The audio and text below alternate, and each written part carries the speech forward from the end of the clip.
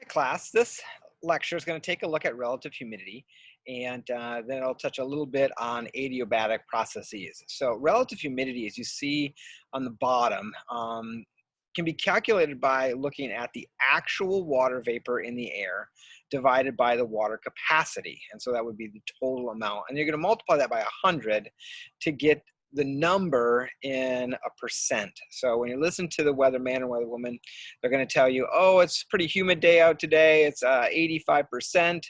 Or here in Southern California, we're pretty low. They don't usually, mention relative humidity. They just say it's low, maybe 10% or 20%. So relative humidity is going to change if the water vapor content or the water vapor capacity of the air changes. So let's break that down a little bit. So the water vapor content. Now, if there is a sea breeze or there is winds coming off of our ocean, it's going to take water and it's going to bring it to us here in Southern California. It's going to make a greater or larger relative humidity. Or if, for example, you've heard Santa Ana winds, if we have Santa Ana winds coming from our local deserts, it's going to then make our humidity less because that air is more dry. The second idea is dealing with water vapor capacity. And so the capacity of how much water can hold or how much water air can hold is dependent ultimately on the temperature. So when the temperature changes, which you see here, the relative humidity is going to change as well. So to take a look at that, there's a relationship between that vapor pressure and how much water or saturation. And as you can see, as the temperature increases, the overall grams of water vapor also increases. So that relationship there is used to figure out relative humidity. And as you can see here, we're taking a specific example, say it's 60 degrees outside, you go up and then you go over, roughly about 10 grams of water vapor can be held, or that would be the saturation, or that would be the maximum amount. Let's take a look at some specific examples so that we can then plug it into a formula that we just looked at and figure out the actual relative humidity. So the first example here, outside, and you notice for each three examples, temperature stays the same, 25 degrees, 25 degrees, 25 degrees. Now in our little beaker, we have 5 grams of water vapor. So you look at the saturation, the max amount from that previous example, and you can see the maximum is 20 grams. You can see it's the same because we have the same temperature, 20 grams and 20 grams. Now, when we divide 5 by 20, this example is 25% humid, so humidity of 25%. Now, in this example, you can see that there are 10 grams of water out of a total 20, so 10 divided by 20, multiplied by 100 is 50%.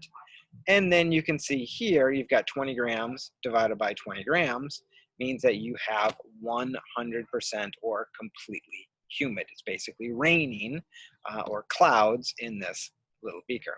Now let's take our example and we'll change the temperature. So the first example, again, we start with 20. And 20, the maximum amount is 17. It tells you there are 7. So 7 divided by 14, a relative humidity of 50%. Now for the next two, if you take a look at 7 grams and divided by 7 total, it's already at 100%. And this one is also at 100%. So as you cool the temperature down, the air becomes more humid. Or the relative humidity increases. So let's look at that on a chart for what happens through the day. So all through the night, the temperature decreases, and so then the relative humidity goes up. But once the sun starts to come out, then that relative humidity begins to decrease. And then just after noon, again at our warmest point, then you're going to see the relative humidity start to go up again. And that's the daily pattern of relative humidity. What's interesting is that as you take a look at it with temperature, it's completely opposite. So the lowest temperature of the day is right there in the morning. And then just after noon, you have your highest temperature, and then that goes down as well. So when relative humidity is high, temperature is low. And when the temperature is high, relative humidity is low. So now let's take a little bit of a look at what is adiabatic cooling and adiabatic warming. Well, pressure tends to squeeze or expand. And so we take a look at this idea of cooling. Air that goes up, these little particles spread out and the temperature decreases or goes down. So that's adiabatic cooling. Now for air pressure that's up above, push down gets squeezed and the temperature is warmed. So that is called, again, adiabatic cooling when air goes up, and adiabatic warming when air sinks or comes back down to the surface. When we're looking at the actual adiabatic lapse rate, or how quickly it changes about 10 degrees Celsius per 1,000 meters. So if it starts off at 32 degrees, 1,000 meters up, it's gone down to 22 degrees, and it's gone down to 12 degrees at 2,000, and then it's gone down to 2 degrees at 3,000. Now, a wet adiabatic lapse rate is 5 degrees Celsius for 100 meters, and it's a little bit less because you're now dealing with the evaporation of water and the condensation of water, and so it has a different lapse rate.